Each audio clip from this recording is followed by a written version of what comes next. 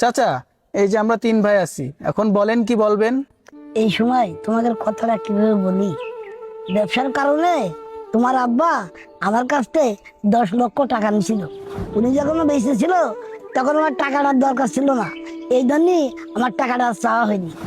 এখন আমার টাকাটা খুব দরকার, তাই তোমাদের কাছে আইছি। চাচা, আপনি কি কথা করছেন?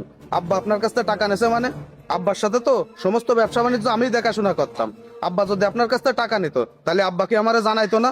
তোমার আব্বা তো আমার কাছ থেকে টাকাটা নিল ব্যবসা করার জন্য, আর হয়তো টাকাটা নিজেই পরিশোধ করতে চাইলো, এই জন্যই তোমাকে জানায়নি। আব্বা আপনার কাছ থেকে টাকা নেছে, আর সেই টাকাটা সে পরিশোধ করে যেতে পারেনি। আবার সেই টাকার কথা আমারও কিছু জানায়নি, তাইতে এই টাকার দায়ভার আমি নিতে পারবো না। আর এই সংসারের গানি টানতে টানতে আমার জীবন তো এমনি শেষ হয়ে যাচ্ছে। আমার আরো দুই ভাই আছে, যদি আপনার টাকা ওরা পরিশোধ করে তাইলে করবে, তা না হলে এই বিষয় নিয়ে আমি কিছু বলতে পারবো না। এই বড় ভাই, এই টাকার বোঝা তুমি আমার ঘরে দিচ্ছ, এর মানেটা কি? সংসার কি তুমি একা টানিছো? আমি টানিনি।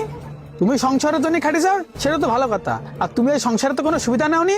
আব্বা যা ইনকাম করেছে সব তো তোমার হাতে দিছে। আর আমার এখন তো মনে আসছে ওই 10 লাখ টাকা এনে আব্বা তোমারই দিচ্ছে।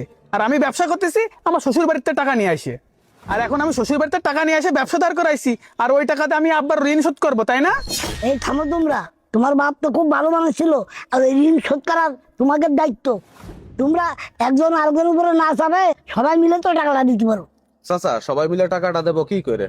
আমার এই যে মাইজে ভাইটা, ও যত টাকা ইনকাম করে সমস্ত টাকা পাঠায় শ্বশুর বাড়ি।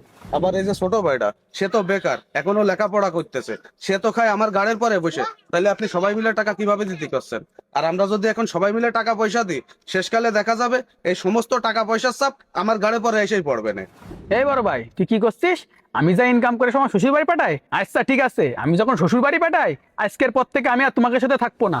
আমার বাপের যা সয় সম্পত্তি আছে সব ভাগ করে আমারে দাও।